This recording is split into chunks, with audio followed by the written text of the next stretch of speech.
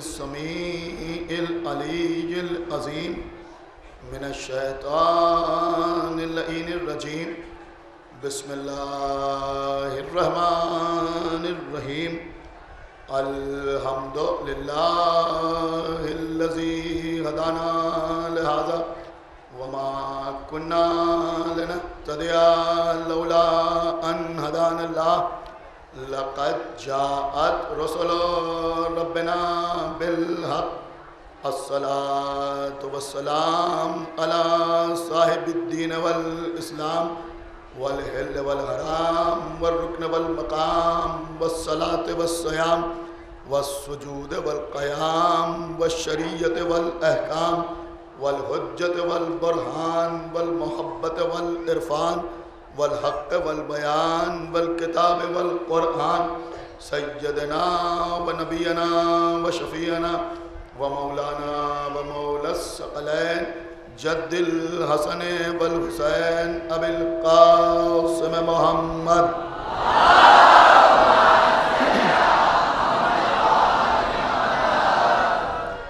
وعلى أهل بيته الطيبين الطاهرين المعصومين المظلومين المنتخبين المنتجبين الذين أذهب الله عنهم الرجس وطهرهم تطهيرا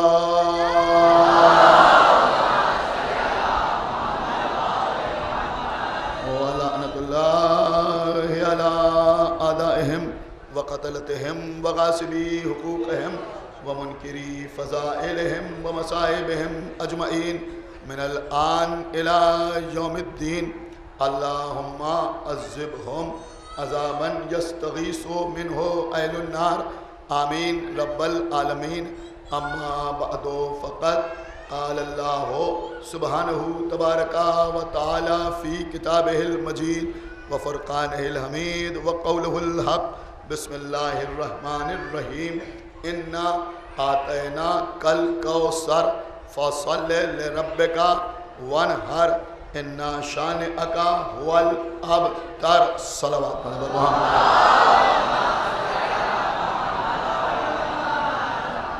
حضرات ایک بات رہ گئی تھی میں آپ کے سامنے عرض کر دوں کہ اللہم کے نام سے مولانا علی رضوان صاحب قبلہ کے فرزند جناب شارف مہندی صاحب کے نوحوں کی سی ڈی آئی ہے آپ حضرات اس کو خرید کر اس سے بھی استفادہ حاصل کریں ایک صلوات پڑھیں پر محمد و اہل بیت اور قربانی کے عنوان پر مسلسل آپ حضرات سے گفتگو کا سلسلہ جاری سورہ کوثر عنوان بیان ہے قرآن مجید کا بہت ہی مختصر سا سورہ ہے سورہ کوثر جس میں خالق کائنات اپنے حبیب کو مخاطب کرتے ہوئے یہ آواز دے رہا ہے کہ انا آتینا کل کوثر ہم نے آپ کو کوثر عطا کیا ہے فصل لربک وانحر آپ اس کے شکرانے کے طور پر نماز پڑھیں اور قربانی پیش کریں انا شانئک هو الابتر آپ ابتر نہیں ہیں بلکہ آپ کے دشمن ابتر ہیں اس سورے کی ایک شان یہ بھی ہے کہ خانہ کعبہ کی دیوار پر شعراء اپنا اپنا بہترین کلام جو ان کے اعتبار سے معرکۃ الآراء ہوتا تھا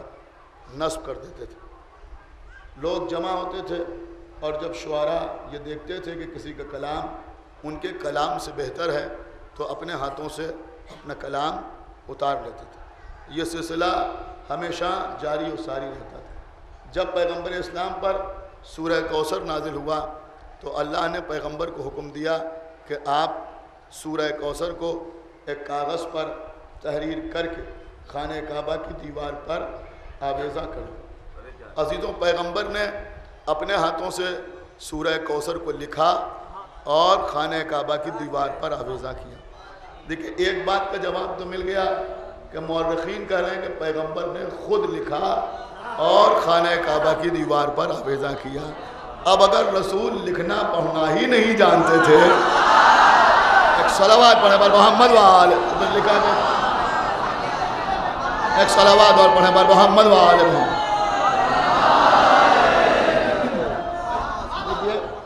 صلح نامہ حدیبیہ کے لیے تو یہ ملتا ہے کہ مولا علی سے صلح نامہ لکھوایا، لیکن سورہ کوثر کے لیے یہ نہیں ملتا کہ کسی سے لکھوایا ہو، خود لکھا اور لے جا کر خانہ کعبہ کی دیوار پر آویزاں کر دیا۔ دوسرے دن جب تمام شعراء وہاں جمع ہوئے اور انہوں نے خانہ کعبہ کی دیوار پر سورہ کوثر کی یہ 3 آیتیں دیکھیں تو یہ لوگ ایمان لانے والے نہیں تھے، کلمہ پڑھنے والے نہیں تھے، لا الہ الا اللہ کہنے والے نہیں تھے، محمد رسول اللہ کہنے والے نہیں تھے، کافر تھے، بت پرست تھے، اللہ کی وحدانیت کا اقرار نہیں کر رہے تھے، لیکن ان سب نے اپنا اپنا کلام اپنے ہاتھوں سے اتار لیا۔ کیا سن رہے ہیں؟ اپنے ہاتھوں سے اپنا اپنا کلام اتار لیا، اور صرف کلام اتارا نہیں بلکہ سورہ کوثر کی جو 3 آیتیں تھیں اس کے نیچے یہ لکھ کے چلے گئے کہ ما ھذا کلام البشر، یہ کسی بشر کا کلام نہیں ہے۔ ایک صلوات پڑھیں ہمارے محمد و آل محمد، یہ کسی بشر کا کلام نہیں ہے۔ اس کا مطلب یہ ہوا کہ شعراء نے اس بات کا اقرار کیا کہ یہ کسی بشر کا کلام نہیں ہے، یہ کسی انسان کا کلام نہیں ہے۔ تو پھر کس کا کلام ہے؟ ظاہر سی بات ہے جب بشر کا کلام نہیں ہے تو پھر خالقی کا کلام ہے، پھر اللہ کا کلام ہے۔ تو سورہ کوثر سامنے آیا تو شعراء کا کلام فرار کر گیا۔ میں کچھ عرض کر رہا ہوں، شعراء کا کلام فرار کر گیا کہ یہ بشر کا کلام نہیں ہے۔ تب سے لے کے آج تک اور آج سے لے کے قیامت تک اگر ساری دنیا مل کے چاہے تو پورے قرآن نہیں سورہ کوثر کا جواب نہیں لا سکتی۔ کیا سن رہے ہیں آپ؟ ساری دنیا مل کے سورہ کوثر کا جواب نہیں لا سکتی۔ اب آپ مجھے بتائیں کہ جب ساری دنیا مل کے سورہ کوثر کا جواب نہیں لا سکتی تو ساقی کوثر کا جواب کیا لائے؟ صلوات و محمد و آل محمد۔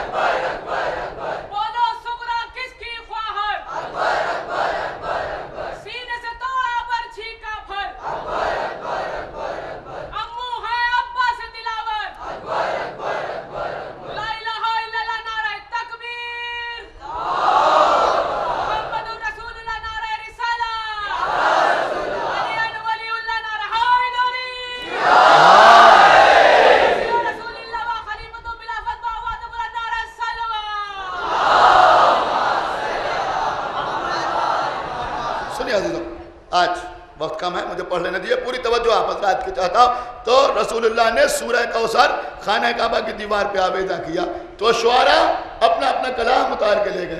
جو میرے بزرگ یہاں بیٹھے ہوئے ہیں، جو علماء خطباء شعراء بیٹھے ہیں، ان سے خصوصی توجہ چاہتا ہوں۔ عزیزوں، یہ پیغمبر کو اللہ نے سورہ کوثر ہی کے لیے کیوں حکم دیا؟ اگر سورہ بقرہ لے جا کے لٹکا دیتے تو کہ شعراء اپنا کلام نہ اتارتے؟ اگر سورہ آل عمران سامنے آتا تو کیا شعراء اپنا کلام نہ اتارتے؟ اگر کوئی کہے کہ سب سے مختصر سورہ ہے تو کسی بھی سورے کی اگر 3 آیتیں لے جا کے لٹکا دیتے تو کیا اس سے یہ کام نہ ہوتا؟ ایک آیت لکھ کے لٹکا دیتے تو کیا اس سے یہ کام نہ ہوتا؟ یہ سورہ کوثر ہی کیوں لٹکایا؟ اس کے لیے ہمیں پہلے یہ سمجھنا پڑے گا کہ اس وقت شعراء جو کلام کہتے تھے وہ کس صنف میں کہتے تھے۔ دیکھیں شعراء یعنی جو لوگ کلام سامنے لاتے ہیں، کلام کہتے ہیں، وہ بہت سے اصناف سخن میں طبع آزمائی کرتے ہیں۔ کبھی کوئی قطع کہتا ہے، کبھی کوئی رباعی کہتا ہے، کبھی کوئی سلام کہتا ہے، کبھی کوئی غزل کہتا ہے، کبھی کوئی نظم کہتا ہے، کبھی کوئی مخمس کہتا ہے، کبھی کوئی مسدس کہتا ہے، کبھی کوئی مرثیہ کہتا ہے۔ لیکن اگر 2 شعراء کے درمیان موازنہ کرنا ہو، تقابل کرنا ہو، تو یہ ممکن نہیں ہے کہ قطع کا تقابل نظم سے کیا جائے، نظم کا تقابل غزل سے کیا جائے، نوحے کا تقابل قصیدے سے کیا جائے۔ انہوں نے کہا قصیدے کے مقابلے میں قصیدہ آئے گا، نظم کے مقابلے میں نظم آئے گی، قطع کے مقابلے میں قطع آئے گا، رباعی کے مقابلے میں رباعی آئے گی۔ تو آئیے دیکھیں کہ اس وقت شعراء جو کلام کہتے تھے وہ ہوتا کیا تھا۔ تو ہم نے دیکھا تاریخ میں کہ اس وقت شعراء نہ قطع کہتے تھے، نہ رباعی کہتے تھے، نہ مرثیہ کہتے تھے، نہ نظم کہتے تھے، نہ غزل کہتے تھے۔ پھر کیا کہتے تھے کہ وہ اپنے بزرگوں کا قصیدہ کہتے تھے. کوئی اپنے مورث اعلیٰ کا قصیدہ کہتا تھا, کوئی سردار لشکر کا قصیدہ کہتا تھا, کوئی بادشاہ وقت کا قصیدہ کہتا تھا. کیا سنایا؟ کوئی اپنے خاندان کا قصیدہ کہتا تھا, کوئی اپنے قبیلے کا قصیدہ کہتا تھا. تو خانہ کعبہ کی دیوار پر شعراء کے قصیدے لٹکے ہوئے تھے. لہذا اللہ نے حکم دیا کہ ہر سورہ نہ لے جاؤ, بلکہ وہ سورہ لے جاؤ جو فاطمہ زہرا کا قصیدہ. صلوات محمد وآل محمد.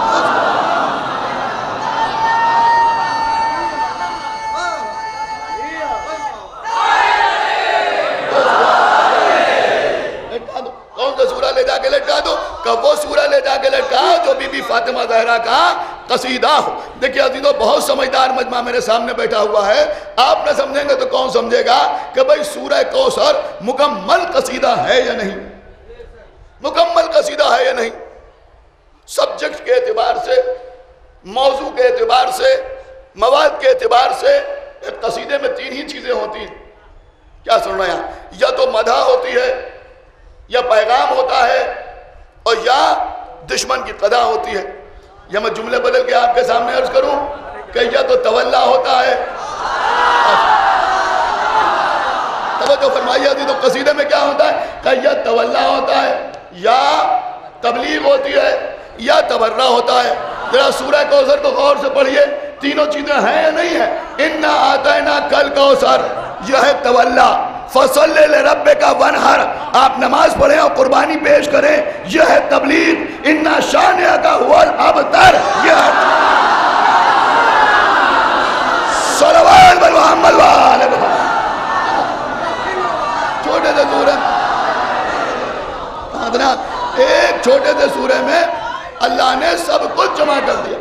تولا بھی ہے, تبلیغ بھی ہے, اور تبرہ بھی. تولا بھی, تبلیغ بھی, اور تبرہ بھی. چھوٹے سے سورے میں اللہ نے سب کچھ جمع کر دیا. کیا کہا؟ اِنَّا شَانِئَكَ هُوَ الْأَبْتَرُ. آپ ابتر نہیں ہیں, یہ آپ کو ابتر کہہ رہے ہیں. آپ ابتر نہیں ہیں, آپ کے دشمن ابتر ہیں. آج تک محمد کے دشمنوں کی نسل دنیا میں دکھائی نہیں دیتی. سنایا نہ کوئی ابو لہب کی اولاد, نہ کوئی ابو جہل کی اولاد. ایک صلوات پڑھے محمد, ایک بابا دے بلند صلوات پڑھے محمد, کوئی دکھائی نہیں دیتا. کیوں؟ اللہ نے کہا آپ کے دشمن ابتر ہیں. اور جس نے پیغمبر کو کہا تھا عاص ابن وائل, اس کی بھی اولاد نظر نہیں آتی. ایک بات سمجھ میں آئی کہ اللہ نے پیغمبر کے دشمنوں کو ابتر رکھا. سمجھ رہے ہیں آپ؟ اللہ نے پیغمبر کے دشمنوں کو ابتر رکھا. ابھی تو میں بات کو آگے بڑھا رہا ہوں, لیکن محمد کی آل میں نے کل آپ کے سامنے عرض کیا تھا, کل بھی موجود تھی اور آج بھی موجود ہے. سنیے عزیزوں, کل بھی موجود تھی اور آج بھی موجود ہے.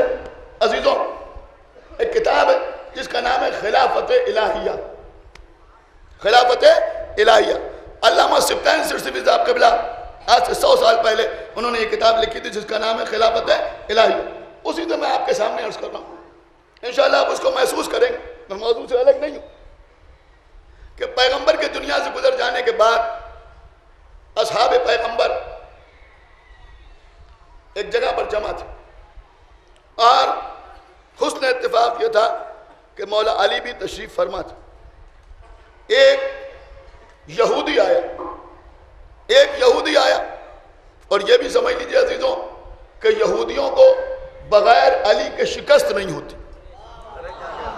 کچھ غور کیا آپ نے یا نہیں غور کیا؟ صلوات پڑھے محمد وآل محمد.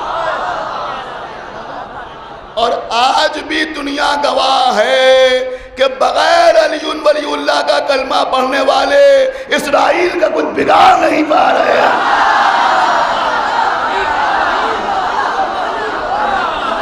ایک صلوات پڑھے محمد وآل محمد. ایک صلوات اور پڑھے محمد وآل محمد.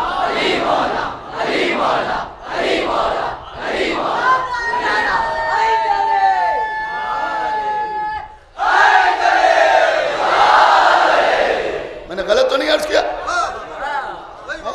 وہ بھی ڈرتے ہیں تو ہم ہی سے. ایک صلوات اور پڑھے محمد وآل. تو سنیے عزیزوں, یہودی آیا, آنے کے بعد اس نے اصحاب پیغمبر کو مخاطب کیا, اور مخاطب کرنے کے بعد کہا کہ تم لوگ سارے فضائل و کمالات محمد کی طرف منسوب کر دیتے ہو, جبکہ اللہ صفات عطا کی وہ تمہارے نبی کو عطا ہی نہیں کی۔ یہ بہت طولانی واقعہ ہے، مجھے سب نہیں عرض کرنا ہے، صرف پہلا جملہ، پہلا جواب مولا علی کا جو میرے موضوع سے متعلق ہے، بس وہی میں عرض کروں گا، پورا واقعہ نہیں عرض کروں گا۔ اس نے کہا تم غور کرو کہ اللہ نے اور انبیاء کو جو صفات دی وہ تمہارے نبی کو کہاں دی؟ اب اصحاب سے پہلے مولا علی بولے کہ جیسے، کیا سنا؟ ایک صلوات پڑھے بر محمد خان کا جیسے ہی میرے مولا نے کہا جیسے، اس نے کہا کہ مثلا اللہ نے آدم کو سجدہ کرایا فرشتوں سے، فرشتوں نے آدم کو سجدہ کیا لیکن رسول کو سجدہ نہیں کرایا گیا۔ آپ بتائیے اس معاملے میں آدم محمد سے افضل ہے یا نہیں ہے؟ تو مولا علی نے فرمایا کہ آدم سے بہت افضل ہے محمد۔ کیا سمجھیں؟ خدا کے لیے توجہ فرمائیے گا۔ اس نے کہا آپ بتائیے کیسے افضل ہیں؟ ان کو سجدہ کرایا گیا، ان کو سجدہ نہیں کرایا گیا۔ تو فرمایا کہ وہ سجدہ بھی آدم کی تعظیم کے لیے تھا نا؟ کہاں آدم کی تعظیم کے لیے تھا؟ کہا ان سے بڑھ کے اللہ نے محمد کی تعظیم کا حکم دیا۔ کہا کیسے دیا؟ قسم خدا کی میرا نہیں ہے، آپ کے مولا علی کا نکتہ ہے جو آپ کے حوالے کر رہا ہوں۔ کہا سنو، اللہ نے فرشتوں کو آدم کو سجدہ کرنے کا حکم دیا، فرشتوں نے آدم کو سجدہ کیا، لیکن اس اظہار تعظیم میں خود اللہ شریک نہیں تھا۔ کچھ غور نہیں کر رہے آپ، میں کیا عرض کر رہا ہوں؟ خدا کے لیے بھائی بہت غور سے سنیے کہ اس اظہار تعظیم میں خود اللہ شریک نہیں تھا، لیکن ہمارے نبی کے لیے اللہ نے کہا کہ ان اللہ و ملائکتہ یصلون علی النبی۔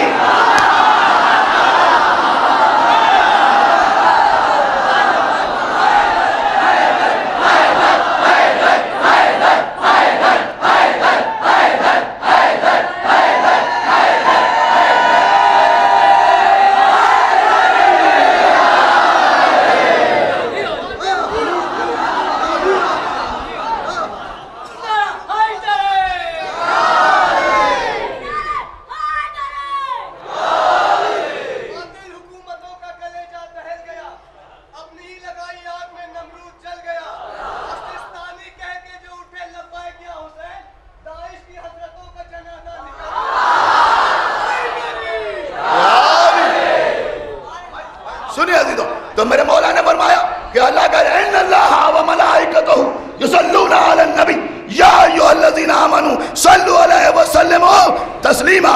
اللہ کرا اللہ اور اس کے ملائکہ نبی پر صلوات بھیجتے ہیں۔ اے اہل ایمان تم بھی نبی پر ویسے ہی صلوات بھیجو جیسا صلوات بھیجنے کا طریقہ ہے۔ سنایا میرے مولا نے فرمایا کہ وہاں سجدے کا حکم خالی فرشتوں کو دیا گیا، لیکن محمد پر صلوات کا حکم دینے سے پہلے اللہ نے کہا میں بھی صلوات بھیجتا ہوں، تم بھی صلوات۔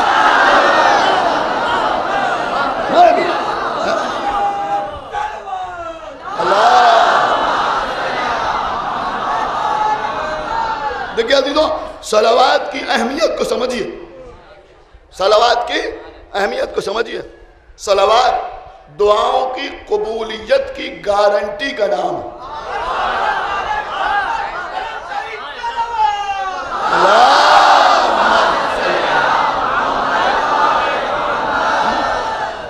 پیغمبر اسلام ارشاد فرماتے ہیں کہ جب اللہ سے دعا کرو تو پہلے صلوات بھیجو اور بعد میں صلوات بھیجو اور بیچ میں اپنی حاجت بیان کرو، اس لیے کہ کچھ قبول ہو یا قبول نہ ہو، لیکن صلوات کو تو قبول ہونا ہی ہونا ہے۔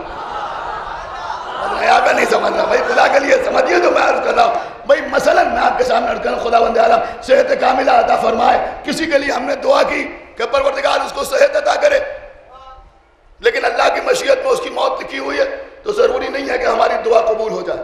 مجھے معاف فرمائیے گا، میں غلط تو نہیں عرض کر رہا، ضروری نہیں ہے کہ ہماری دعا قبول ہو جائے۔ ہم نے کسی کے لیے دعا کی کہ اللہ اسے صاحب اولاد کر دے، لیکن اللہ نے اس کی قسمت میں اولاد نہیں لکھی ہے، تو ہو سکتا ہے ہماری دعا قبول ہو سکتا ہے دعا قبول نہ ہو۔ لیکن صلوات کا معاملہ کیا ہے؟ پروردگار تو محمد و آل محمد پر رحمت نازل فرما۔ کیا سننا ہے آپ؟ تو بھیا یہ اس لائق ہیں کہ ان پر رحمت نازل ہو اور اس کی رحمت میں کوئی کمی بھی نہیں ہے جب وہ نہ کرے۔ ایک صلوات پر محمد و آل محمد۔ اس دعا کو ہر حال میں قبول ہونا ہی ہونا ہے، تو کہا پہلے صلوات پڑھو بعد میں صلوات پڑھو. تو پہلی دعا بھی قبول، آخری دعا بھی قبول. وہ رحمان و رحیم ہے. یہ اس کی شان نہیں ہے کہ وہ پہلی اور آخری دعا قبول کرے اور بیچ کی حاجت قبول نہ کرے. لہذا اپنی دعاؤں کو تحفظ عطا کرو صلوات کے ذریعے سے. ایک صلوات پڑھے بر محمد و آل محمد. اور عزیزوں، کہ اگر کوئی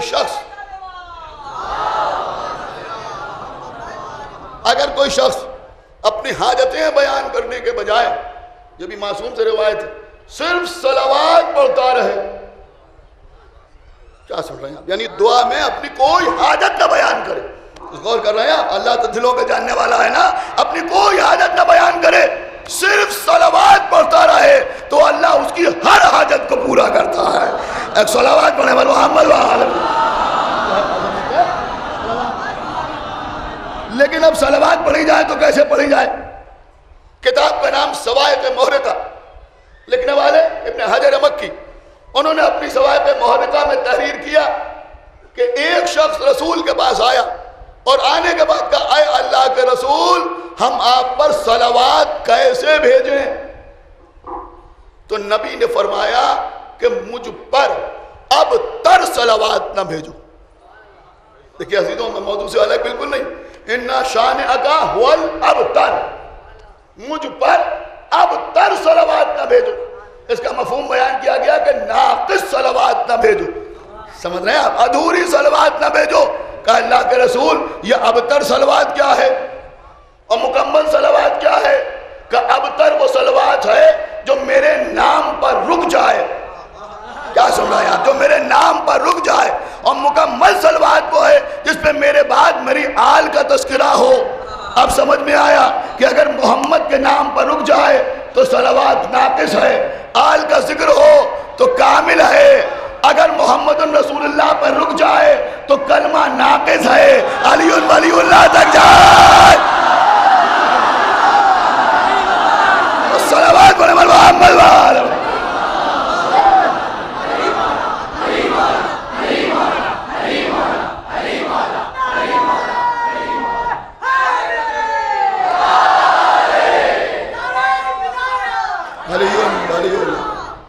ایک صلوات اور پڑھنے پر محمد و آل محمد. کا مکمل صلوات وہ ہے جس پہ میرے ساتھ میری آل کا ذکر کیا جائے. کہ کیسے صلوات بھیجیں؟ کہ یوں صلوات بھیجو کہ اللہم صلی علی محمد و آل محمد. کیا سن رہے ہیں آپ؟ درود شریف تو سب قائل ہیں. کیا سن رہے ہیں آپ؟ لیکن قسم خدا کی کسی فرقے کا مجمع ہو، کوئی خطیب ایک بار کہہ کے تو دیکھے صلوات. آپ نے غور ہی نہیں کیا میں کیا عرض کر رہا ہوں بھیا. ایک صلوات پڑھے محمد.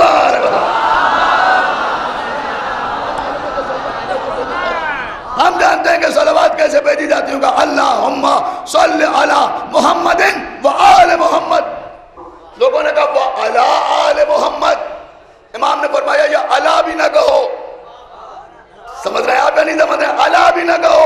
اللہم صلی علی محمد و آل محمد. غور نہیں کر رہے ہیں آپ؟ علا بھی نہ کہو. کیوں علا نہ کہو؟ کیوں علا نہ کہو؟ کہ محمد اور آل کے درمیان یہ علا کی فصل بھی نہ ہو. علا میں 3 حرف ہیں. سمجھ رہے ہیں آپ یا نہیں سمجھ رہے ہیں؟ علا غور کیا آپ نے نہیں غور کیا؟ علا میں 3 حرف ہیں، یعنی اللہ نبی اور آل نبی کے درمیان 3 حروف کی فصل بھی برداشت ہے.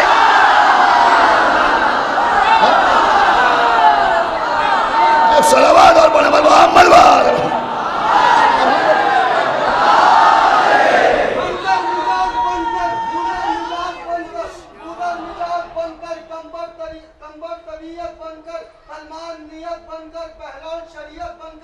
علی کے چھوٹے سے چھوٹے دشمن سے لے کر علی کے بڑے سے بڑے وغیرہ دشمن پر لعنت بھیجتے ہوئے دل سے پورے جگرے قوتوں کے ساتھ دعا کے ساتھ دل بولا علی مولا علی مولا. دعا کے ساتھ دل بولا علی مولا علی مولا. ہر جنگ میں دکھتا علی مولا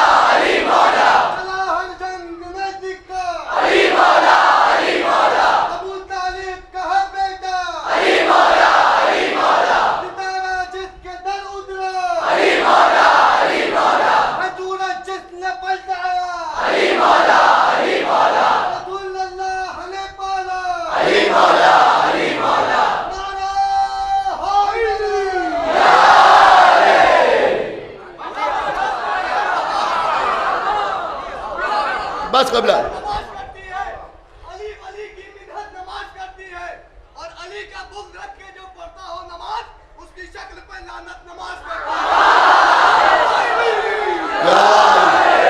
ہے۔ سنیے مجھے پڑھ لینے دیے۔ تو میں عرض کر رہا تھا کہ صلوات میں محمد کے بعد آل محمد، محمد کے بعد آل محمد میں کہا کیا گیا ہے؟ صلو علیہ وسلم تسلیما، تسلیما۔ میں نے کہا بھئی صلوات تو سب پڑھتے ہیں، لیکن آخر میں لفظ آیا تسلیما، اس کا مطلب کیا ہوا؟ ہمارے اور آپ کے چھٹے امام نے ارشاد فرمایا۔ سنیں عزیزوں، میٹر پہنچ رہا ہے آپ تک، خدا کے لیے توجہ کے ساتھ سماعت فرمائیے گا۔ جب کسی نے پوچھا ہمارے چھٹے امام سے کہ مولا یہ تسلیمہ سے مراد کیا ہے، تو فرمایا کہ تسلیمہ سے مراد ہے ولایت علی کو تسلیم کرنا۔ بولی نہیں کیا آپ نے، میں کیا تسلیمہ سے مراد ہے ولایت علی کو تسلیم کرنا۔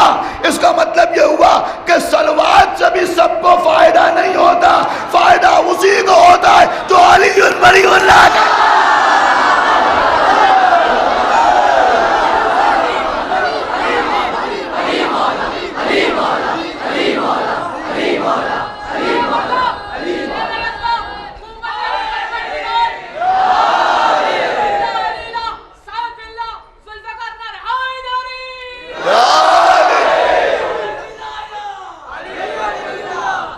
سن رہے ہیں آپ؟ تو یہ ہے صلوات، صلوات کی یہ اہمیت۔ اللہ اور اس کے ملائکہ صلوات بھیجتے ہیں۔ اے مومنہ تم بھی صلوات بھیجو۔ یا رسول اللہ یہ زور کیوں ہے؟ اگر آپ پہ صلوات بھیجیں تو کیا کم ہے؟ یہ آل کا ذکر کیوں؟ یہ آل کا ذکر کیوں؟ کہ تم نے دیکھا نہیں یہ مجھے ابتر کہتے تھے۔ کیا سننا ہے؟ تم نے دیکھا نہیں یہ مجھے ابتر کہتے تھے۔ ابتر کا مطلب ہے جس کی آل آگے نہ بڑھے، ابتر کا مطلب ہے جو مقتول نسل ہو۔ لہذا قیامت تک صلوات پڑھتے رہو، محمد کو ابتر کہنے والوں کے منہ پر تماچا لگا کر۔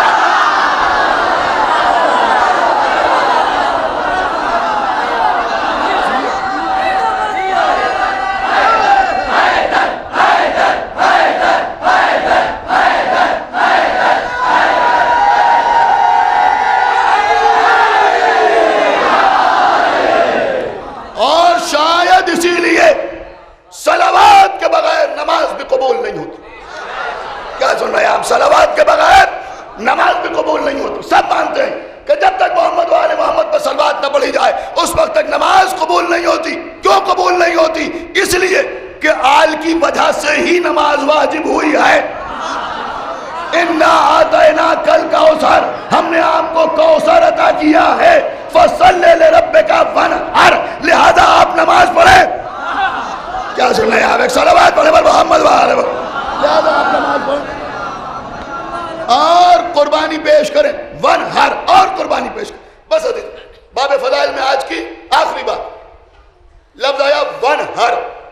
عام طور پر اس کا ترجمہ ہوتا ہے قربانی۔ آپ نماز پڑھیں اور قربانی پیش کریں، اور یہی موضوع بھی ہے، اہل بیت اور قربانی۔ اہل بیت اور قربانی وہی 7 دن سے ہو رہا ہے۔ اہل بیت کا تذکرہ بھی ہو رہا ہے، ان کی قربانیوں کا ذکر بھی ہو رہا ہے۔ لیکن عزیزوں، تفسیر ابن کثیر، دیکھیے عزیزوں، یہ مجلس سے جو میں پڑھ رہا ہوں، آپ یقین مانیں بڑی محنت کی کمائی ہے جو آپ کے حوالے کر رہا ہوں۔ تفسیر ابن کثیر، اس میں لکھا ہے کہ ونہر سے مراد قربانی ہے، لیکن دیکھیں ہماری تفسیر نہیں، ان کی تفسیر ہمارے یہاں بھی ہے، لیکن میں ان کے حوالے سے عرض کر رہا ہوں۔ انہوں نے لکھا کہ لیکن امام محمد باقر علیہ الصلوۃ والسلام، ہمارے اور آپ کے 5ویں امام، یہ ارشاد فرماتے ہیں کہ ونہر سے مراد حالت نماز میں تکبیر کہنے کے بعد دونوں ہاتھوں کا کانوں تک بلند کرنا ہے۔ سمجھے آپ؟ یعنی جیسے آپ کہتے ہیں اللہ اکبر، سمجھ رہے ہیں آپ؟ کیا کہتے ہیں؟ اللہ اکبر، کانوں میں انگلیاں نہیں ڈال لیتے کہ دوسرے سنے ہم نہ سنیں. ایک صلوات پڑھنے والے محمد علیہ وسلم.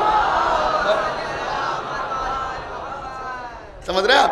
بلکہ دونوں ہاتھوں کو اس طرح سے اٹھاتے ہیں. آپ میری طرف دیکھیے. دیکھیں میں بچوں کے لیے پڑھ رہا ہوں, بزرگ تو ہر چیز جانتے ہیں. دونوں ہاتھوں کو یہاں تک اٹھاتے ہیں. اللہ اکبر, بسم اللہ الرحمن الرحیم, الحمدللہ رب العالمین. اب آپ نے سورہ پڑھنا شروع کیا. تو یہ جو ہاتھوں کو اٹھاتے ہیں, امام نے فرمایا کہ ون ہر سے یہ مراد ہاتھوں کا کانوں تک بلند کرنا. اس کو کہتے ہیں شریعت کی زبان میں رفع یدین. رفع یدین کا مطلب ہوا ہاتھوں کا بلند کرنا. ہمارے اور آپ کے چھٹے امام, امام جعفر صادق علیہ الصلوۃ والسلام, ارشاد فرماتے ہیں کہ دنیا میں ہر شے کی کوئی نہ کوئی زینت ہوتی ہے.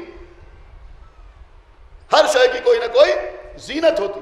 امام نے فرمایا نماز کی زینت ہے رفع یدین. سمجھا؟ نماز کی زینت ہے ہاتھوں کا کانوں تک بلند کرنا. پوری نماز میں جب بھی آپ کہیں اللہ اکبر تو دونوں ہاتھوں کو کانوں تک بلند کریں. یہ ہے رفع یدین. آپ کے مولا فرما رہے ہیں کہ یہ ہے نماز کی زینت. یہ میں تفسیر ابن کثیر سے آپ کے سامنے عرض کر رہا. اب عزیزو, آپ اللہ کا جتنا شکر ادا کریں. دیکھیں اب جو سمجھے گا وہ بولے گا, جو نمازی ہے وہ بولے گا. بہت توجہ آپ حضرات کی. اب آپ اللہ کا جتنا شکر ادا کریں اتنا کم ہے کہ مسلمانوں کے 73 فرقوں میں صرف ہمارا فرقہ ہے جس کی نماز رفع یدین سے شروع ہوتی ہے, رفع یدین پر تمام ہوتی ہے.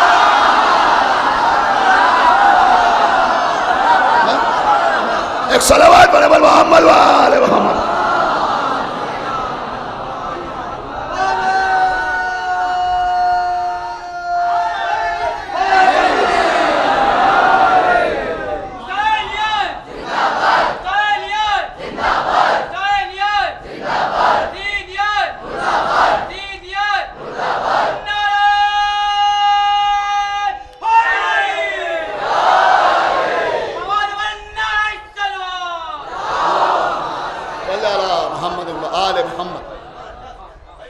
رفع یدین سے شروع ہوتی ہے, رفع یدین پہ تمام ہو جاتی ہے. دیکھیں لوگ کہتے ہیں نماز پہ پڑھیے, ہم نماز ہی پہ پڑھنا, لیکن ہم اس میں سے یہ نہیں کہہ رہے ہیں نماز پڑھو نماز پڑھو نماز پڑھو. بھئی الگ الگ کلاسوں میں الگ الگ درجات میں معیار تعلیم الگ الگ ہوتا ہے نا. اب ہائی اسکول کو پڑھایا جا رہا ہے تو ABCD تھوڑی پڑھائی جائے گی.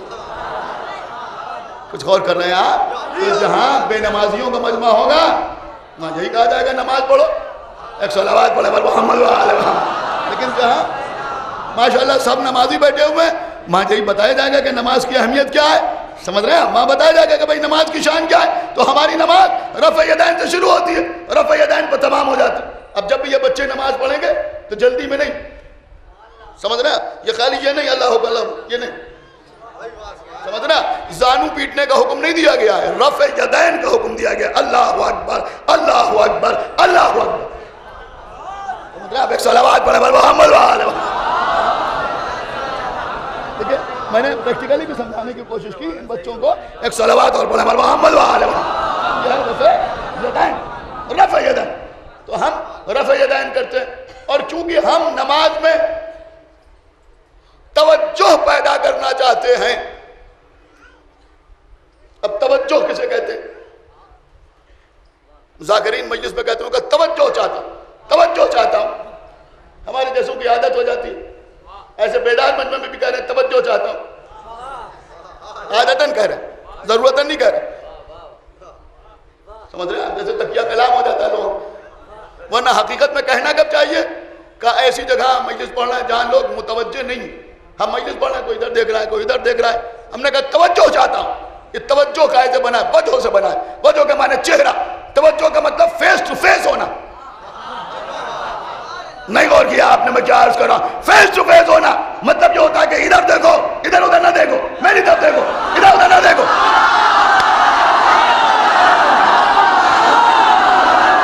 صلوات بر محمد.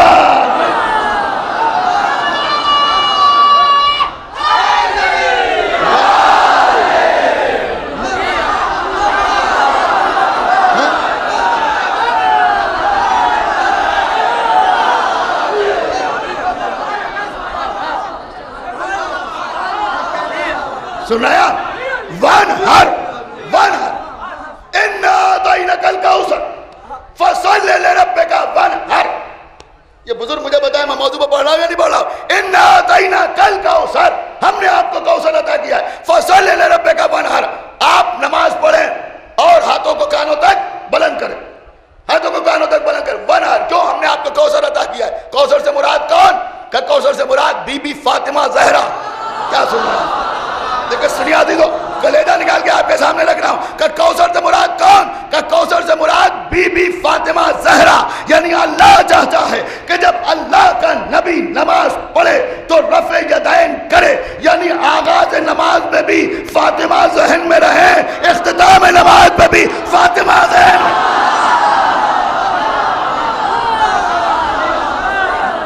ایک صلوات پڑھے بھائی محمد وآلہ فاطمہ ذہن.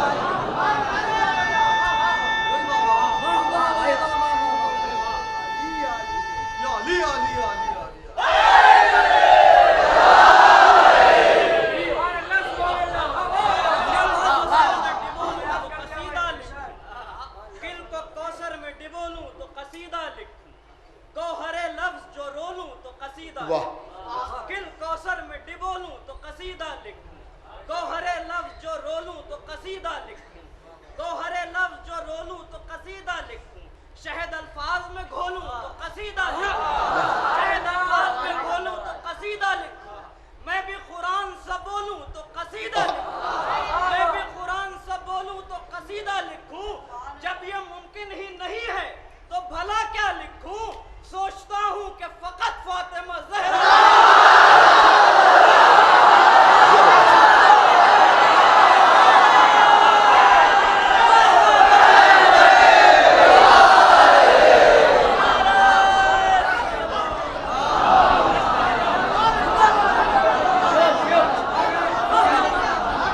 ایک صلوات اور پڑھیں بھائی محمد وآلہ وسلم.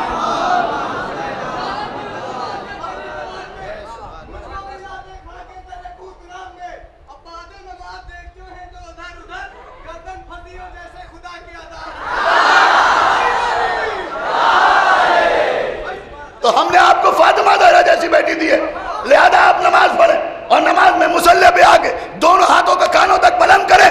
اب دیکھتا ہوں کون خاموش رہتا ہے؟ یہاں بیٹھے ہوئے لوگ، اندر بیٹھے ہوئے لوگ، باہر بیٹھے ہوئے لوگ، اور امام والے سے باہر بیٹھے ہوئے لوگ. پوری توجہ چاہتا ہوں. ارے عزیزو، میں نے آپ کے سامنے عرض کیا تھا نا کہ نبی نے فرمایا کہ اگر علی نہ ہوتے تو میری بیٹی فاطمہ کا کوئی کفو نہ ہوتا، اگر علی نہ ہوتے تو میری بیٹی فاطمہ کا کوئی کفو نہ ہوتا. یعنی جیسے زہرا ویسے علی، جیسے علی ویسے زہرا. اللہ نے بھی برابر کا حکم دیا. میری بیٹی اللہ نے بھی برابر کا حکم دیا. اے نبی، فاطمہ کے لیے مصلی پہ ہاتھوں کو بلند کرو، علی کے لیے غدیر کے ممبر پر آ.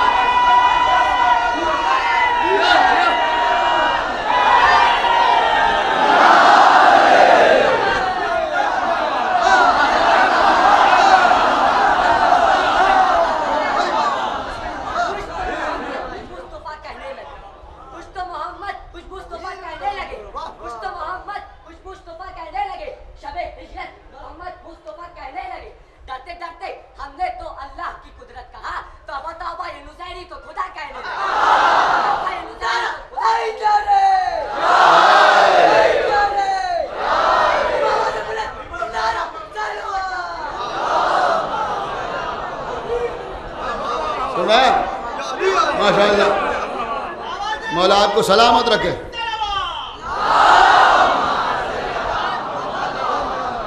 بس عزیزوں 2 مجلسیں اور رہ گئیں، کل اور پرسوں انشاءاللہ آپ سماعت فرمائیں. سنیے عزیزوں، مجلس کے 2 ہی موضوعات ہیں، فضائل اور مصائب. مصائب تک آنے سے پہلے میں تحفتاً یا جو سمجھے کہ تبرکاً خطیب آل محمد علامہ سید اظہر حسن زیدی صاحب قبلہ کا ایک جواب آپ کی خدمت میں پیش کرنا چاہتا ہوں۔ علامہ اظہر حسن زیدی صاحب قبلہ بڑے زبردست خطیب تھے۔ عزیز و ذاکرین نے بڑی محنتیں کی۔ آج تو حالات بہت اچھے ہیں، چھوٹے چھوٹے دور دراز کے گاؤں میں لوگ مجلسیں پڑھنے کے لیے جاتے تھے، 10-10 کلومیٹر پیدل چل کے گئے لوگ، ہم بھی گئے، لیکن بہرحال ہم لوگوں نے پھر بھی بہت اچھے دور میں ذاکری کی جب تمام وسائل موجود ہیں۔ آج کار ہر گاؤں تک پہنچ جاتی، لیکن یہ جو ہمارے بزرگ ذاکرین ہیں، ان کی قربانیاں، ان کی محنتیں بہت زیادہ ہیں۔ کہیں بیل گاڑی پر بیٹھ کے جا رہے ہیں، کہیں گھڑگھڑے پر بیٹھ کے جا رہے ہیں، کہیں اب ہو سکتا ہے یہ لفظ سب نہ سمجھیں لیکن بگھی پر بیٹھ کے جا رہے ہیں، گھوڑے پر بٹھا کے لوگ لے جا رہے ہیں، سائیکل کے کیریئر پر پیچھے بٹھا کے لے جا رہے ہیں، سمجھ رہے ہیں، اور نہ معلوم کتنی جگہ پیدل جا رہے ہیں۔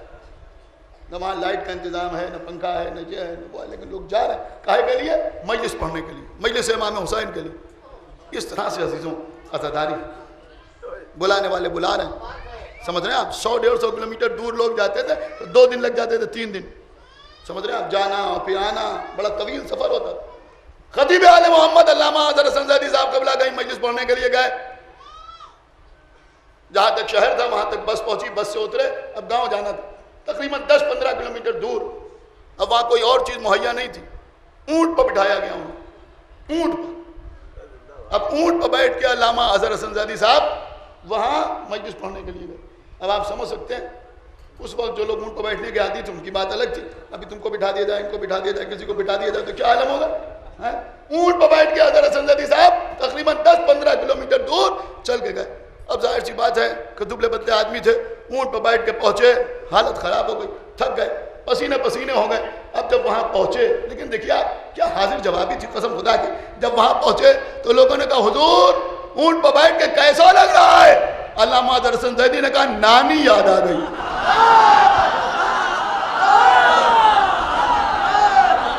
ارے بھیا صلوات پڑھیں محمد وآلہ محمد۔ کہ جو نہیں سمجھے وہ بعد میں سمجھے گا، ایک صلوات اور پڑھیں محمد وآلہ محمد۔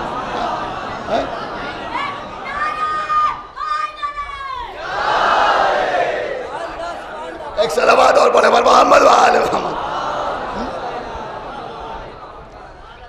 تو عزیزوں علامہ اظہر حسن زیدی صاحب، یہ میں نے تعارف کرایا، سنیے عزیزوں، کسی نے بھرے ہوئے مجمع میں سمجھ رہا ہوں کہ ابھی تک میں نے آج کی مجلس پر جو کچھ پڑھا سب سے بہترین چیز آپ کی خدمت میں پیش کر رہا ہوں، پوری توجہ آپ حضرات کی چاہتا ہوں۔ یعنی کلام اللہ، معصومین کے اقوال، احادیث کے علاوہ جو کچھ اپنی طرف سے پڑھا ہے اس میں سب سے بہتر چیز اب آپ کی خدمت میں عرض کرنے جا رہا ہوں۔ کسی نے علامہ اظہر حسن زیدی صاحب سے بھری ہوئی مجلس میں پوچھا قبلہ آپ یہ بتائیں کہ فضائل کیا ہیں اور مصائب کیا ہیں؟ سنیے عزیز، آپ بولے نہ بولے، واہ کریں یا نہ کریں، نعرہ لگائیں یا نہ لگائیں، لیکن اگر جملہ یاد رہ گیا تو ہر جگہ آپ کے کام آئے گا۔ کہ یہ بتائیے کہ فضائل کسے کہتے ہیں، مصائب کسے کہتے ہیں؟ علامہ اظہر حسن زیدی نے کہا کہ اہل بیت کو جو اللہ کی طرف سے ملا وہ فضائل ہیں، جو امت کی طرف سے ملا وہ مصائب۔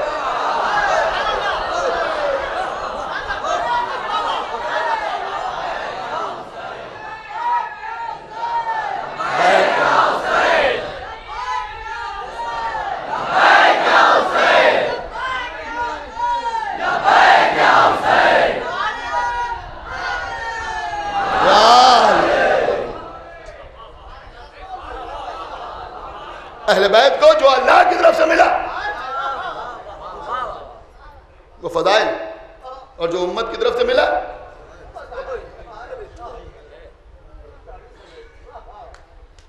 سب کچھ سمٹ آیا ان 2 جملوں۔ عزیزوں آج 7ویں محرم، بہت دیر پڑھ لیا، آج کربلا میں خیام حسینی میں پانی ختم،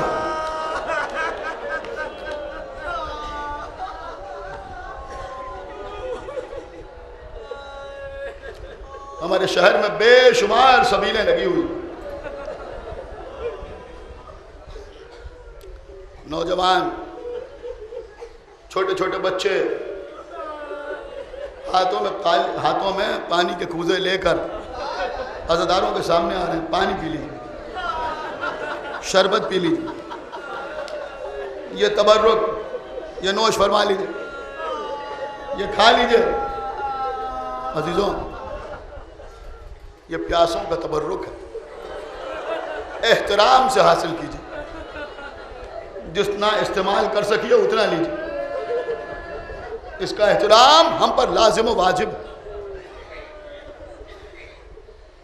عزیزوں، یہ منظر دیکھ کے کوئی منظر یاد آتا ہے، یہاں بچے پانی سے بھرے ہوئے کوزے لے کے آ رہے ہیں، پانی پی لیجیے۔ کربلا میں بچے خالی کوزے لے کے آل آتش آل آتش آل آتش، ہائے پیاس ہائے پیاس ہائے پیاس۔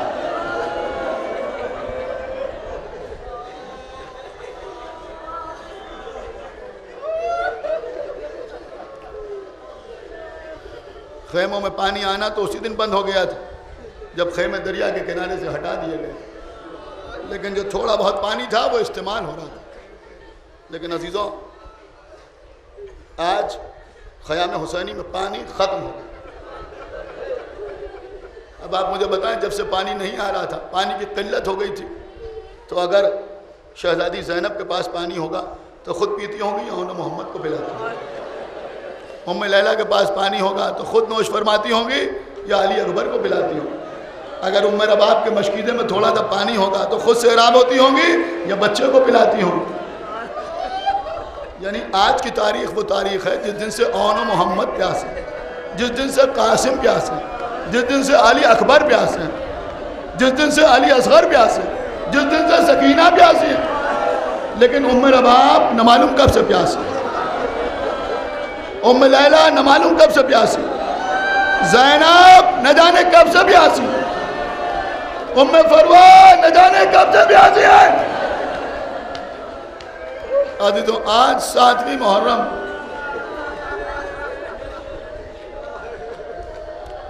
آج حسین کی تشنگی کا ماتم بھی ہے، اور ساتھ ساتھ ہمارے شہر میں آج یتیم حسن کا ذکر بھی ہے۔ 13 سال کے جناب قاسم۔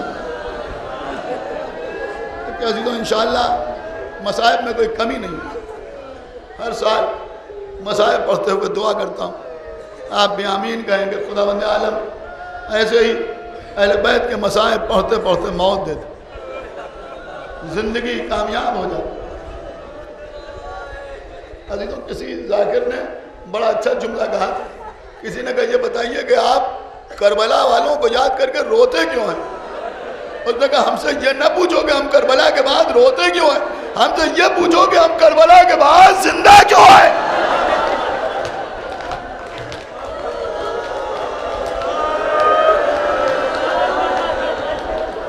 جہاں زہرا کا برادر اجڑ گیا،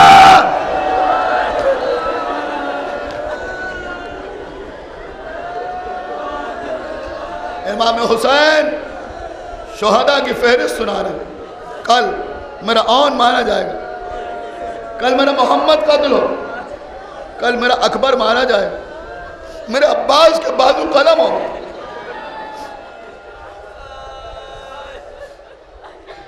میرا بھائی عبداللہ مارا جائے گا، میرا بھیا جعفر قتل کیا جائے گا، میرے بچپن کا دوست شہید ہوگا، ابو ذر کے غلام جام شہادت نوش فرمائیں گے، آپ اسے شاگری مارے جائیں گے، شہداء قتل ہوں گے۔ فہرست شہداء سنا کے خاموش ہوئے۔ ایک 13 برس کا بچہ اٹھا، چچا کیا میرا نام فہرست شہداء میں نہیں ہے؟ آقا حسین چاہتے تو کہہ دیتے ہاں بیٹا قاسم تمہارا نام بھی فہرست شہداء میں، لیکن دنیا کو یہ بتانا تھا کہ دیکھو یہ قاسم جو کھڑے ہوئے ہیں پوچھنے کے لیے کہ میرا نام فہرست شہداء میں نہیں ہے، کوئی یہ نہ کہہ دے کہ بچے تھے جوش میں آ کے کھڑے ہو گئے۔ لہذا امام حسین نے کہا میرے لال تمہارے نزدیک موت کیسی ہے، تمہارے نزدیک موت کیسی ہے؟ کوئی یہ نہ سمجھے کہ بغیر سوچے سمجھے کھڑے ہو گئے۔ کہا موت کو کیا سمجھتے ہو؟ کہا چچا اگر آپ کی محبت پہ موت آئے تو شہد سے زیادہ شیریں۔ جب یہ بتا دیا قاسم نے جب یہ بتا دیا جناب قاسم نے، تب آقا حسین نے کہا میرے لال تمہارا نام بھی فہرست شہداء میں ہے، اور تمہارے 6 مہینے کے بھیا علی اصغر کا نام بھی فہرست شہداء میں۔ اب جو علی اصغر کا نام سنا کہا چچا کیا اشقیاء خیموں میں چلے آئیں گے؟ کہا میرے لال میں تمہارے بھیا علی اصغر کو لے کے میدان میں جاؤں گا، علی اصغر کے لیے سوال آپ کروں گا، علی اصغر تیر حرملہ کا نشانہ بنے گا۔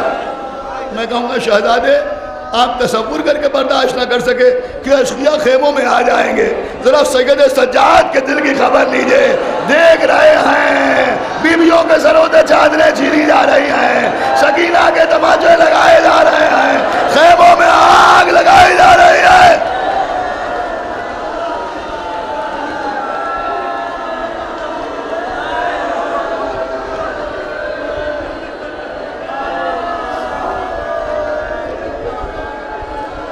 صبح ہوئی، شہزادے علی اکبر نے اذان دی، کچھ دیر کے بعد جنگ کا آغاز ہوا۔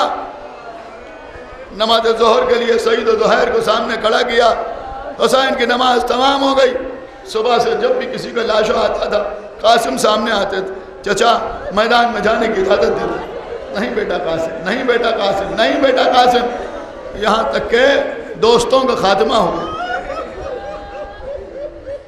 اب جناب قاسم خیمے میں آئے، سر جھکائے ہوئے بیٹھے ہوئے، جب اون محمد کے لاشیں آ گئے، ام فروا اس خیمے میں آئے جہاں قاسم سر جھکائے بیٹھے تھے، آنکھوں سے آنسو بہ رہے تھے۔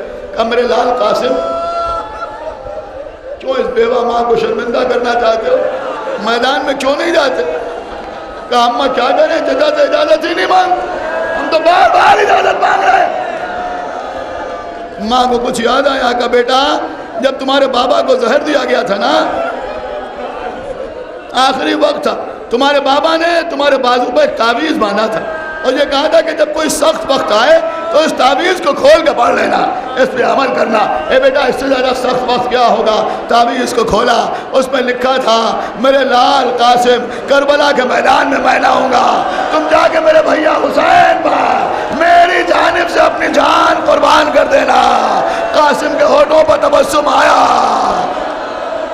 بابا کی تحریر لیے ہوئے چچا کے پاس آئے، حسین نے تحریر کو دیکھا، آنکھوں سے آنسو بہنا شروع ہوئے، قاسم کو سینے سے لگایا۔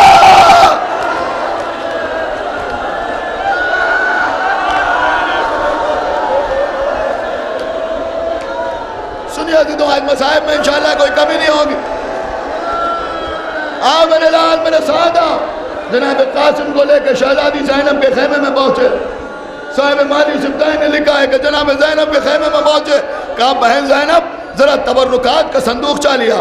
جناب زینب تبرکات کا صندوقچہ لے کے آئے، حسین نے صندوقچے کو کھولا، ایک ایک چیز نکالنا شروع کی، آخر میں امام حسن کا امامہ نکالا، امام حسن کی مخصوص عبا نکالی، قاسم کے سر پر امام حسن کا امامہ رکھا، دوش پر حسن کی ردا ڈالی۔ اس کے بعد جیسے غدیر میں نبی نے علی کی بغلوں میں ہاتھ دے کے اٹھایا تھا، ایسے ہی امام حسین نے اپنے 13 برس کے یتیم کو اٹھایا، مدینے کا رخ کیا، آواز دی بھیا حسن، یہ ہے آپ کا قاسم۔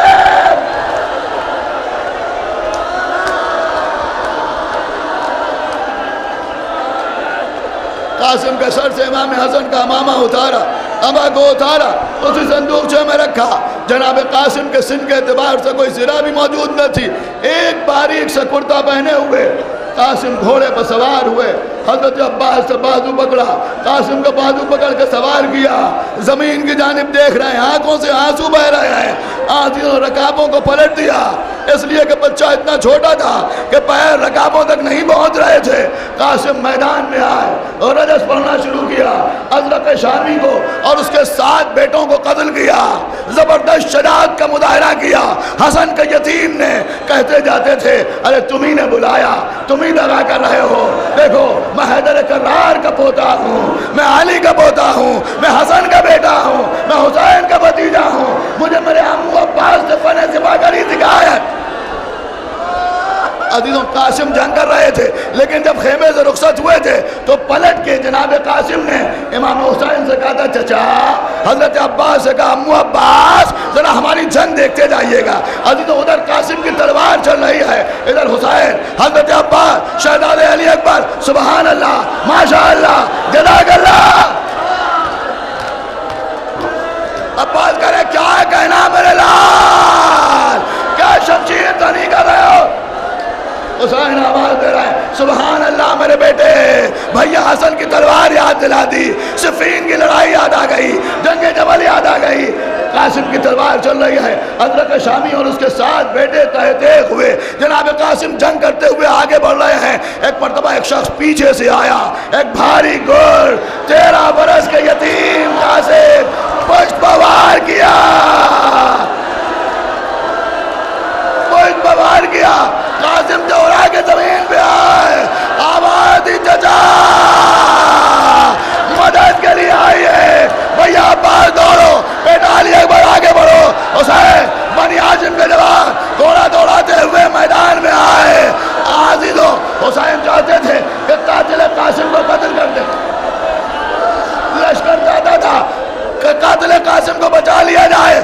عزیزو ادھر کے گھوڑے ادھر، ادھر کے گھوڑے ادھر، جب سینے پر ٹاپ پڑتی تھی آواز دیتے تھے یا ماں ادرکنی، آئے چچا مدد کے لیے آئیے۔ مجلس تمام ہو رہی، میں نے 2 سال پہلے اسی امام باڑے میں ایک مثال دی تھی، اس وقت پھر پیش کر دوں، مجلس کو تمام کر دوں۔ ابھی یہاں مجلس ہوگی، مجلس کے بعد تابوت نکلے گا، لوگوں کے ہاتھ آگے بڑھیں گے تابوت کو بوسہ دینے کے لیے، بہت بڑا مجمع ہوگا، مجمع کے درمیان سے تابوت نکلے گا۔ لیکن عزیزوں کچھ دیر کے بعد ماتم کر کے نوجوان چلے جائیں گے، یہاں سناٹا ہو جائے گا۔ جب سناٹا ہو جائے گا تو یہ منظر آپ بھی دیکھیے گا، ہم نے بھی یہ منظر دیکھا ہے کہ تابوت سے سرخ رنگ کے گلاب کے پھول کی پنکھڑیاں زمین پر گر جاتی، یہاں وہاں پھول پھیلے ہوئے ہیں۔ ہم نے دیکھا کچھ صاحبان احتیاط آگے بڑھتے ہیں، پھول کو پنکھڑیوں کو اٹھایا، یہاں سے اٹھایا، یہاں سے اٹھایا، ہاتھ پر رکھا، یہاں سے اٹھایا، ہاتھ پر رکھا۔ اب جو حسین نے حملہ کیا، لشکر چھٹا، جگہ جگہ قاسم کی لاش کے ٹکڑے، حسین نے ابا اتار کے بچھا دی، ٹکڑوں کو جمع کیا، لے کے چلے والیا وا محمدہ۔ بس سنیے عزیزو مجلس تمام ہو رہی ہے، لیکن حسین قاسم کی لاش جو ایک گٹھری میں تھی اس کو لے کے پہلے اس خیمے میں نہیں گئے جہاں شہداء کے لاشیں رکھے ہوئے تھے، بلکہ زینب کے خیمے میں آئے جہاں ابھی کچھ دیر پہلے قاسم کو اٹھا کے کہا تھا بھیا حسن یہ ہے آپ کا قاسم۔ اب گٹھری کو ہاتھوں میں اٹھایا، مدینے کا رخ کیا، اے بھیا حسن یہ ہے آپ کا قاسم۔ قاسم کی لاش دیکھ کے بولی غریب ماں، اے قاسم جواں تیرے مرنے کے دن نہ تھے، سر پہ میرے گرا ہے مصیبت کا آسمان،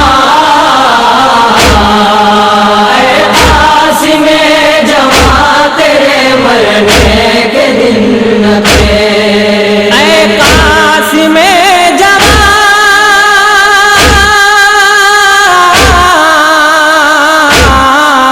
اے قاسم جواں، اس کم سنی میں تیرا بدن پائمال ہے، بیٹا تجھے گلے سے لگانا محال ہے، ہر عضو تن پہ گھوڑوں کی ٹاپوں کے ہیں نشان، اے قاسم جواں تیرے مرنے کے دن نہ تھے، قاسم کی لاش دیکھ کے بولی غریب ماں، اے قاسم جواں تیرے مرنے کے دن نہ تھے، اے قاسم جواں،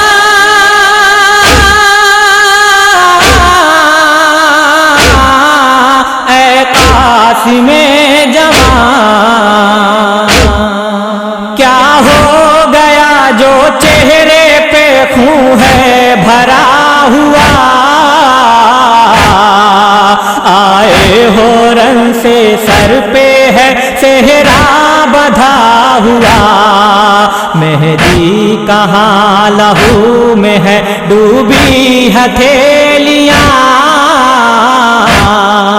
اے قاسم جواں تیرے مرنے کے دن نہ تھے، قاسم کی لاش دیکھ کے بولی غریب ماں،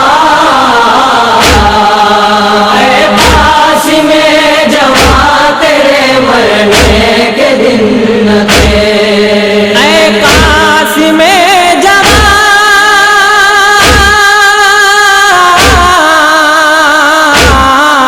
اے قاسم جواں، تم ماں کے کربلا میں اسیر محن رہے، دل کو یہی ہے خلق کی تشنا دہن رہے، سوکھے ہوئے ہیں ہونٹ تو ایٹھی ہوئی زبان، اے قاسم جواں تیرے مرنے کے دن نہ تھے، قاسم کی لاش دیکھ کے بولی غریب ماں، اے قاسم جواں تیرے مرنے کے دن نہ تھے، اے قاسم جواں،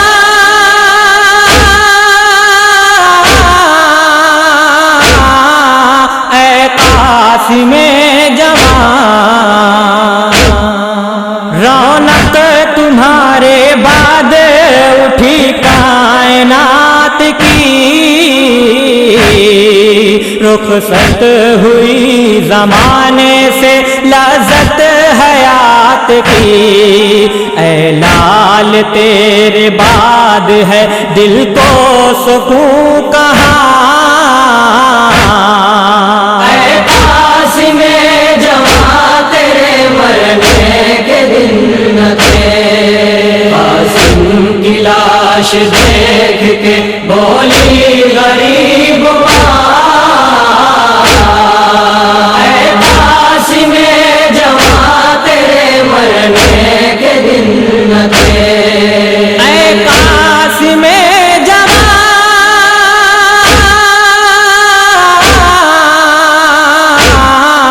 اے قاسم جواں،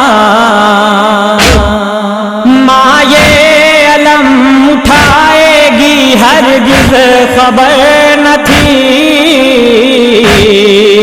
اس سن میں موت آئے گی ہرگز خبر نہ تھی، ہے میری زندگی کے لیے ساخت امتحان، اے قاسم جواں تیرے مرنے کے دن نہ تھے، قاسم کی لاش دیکھ کے بولی غریب ماں، اے قاسم جواں تیرے مرنے کے دن نہ تھے، اے قاسم جواں،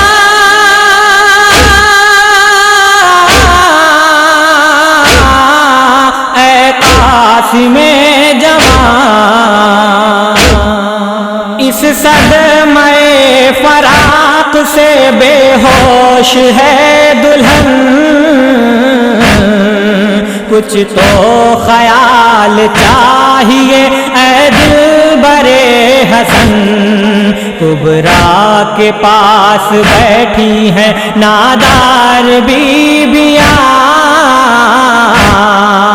اے قاسم جواں تیرے مرنے کے دن نہ تھے، قاسم کی لاش دیکھ کے بولی غریب ماں، اے قاسم جواں تیرے مرنے کے دن نہ تھے، اے قاسم جواں،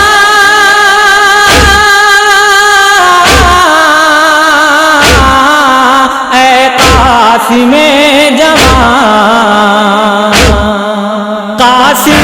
کے غم میں مشہد و عنصر اداس ہیں، گریا کنا حسین ہے شب اداس ہیں، خیمے کے در پہ مادر قاسم ہے نوح خاں،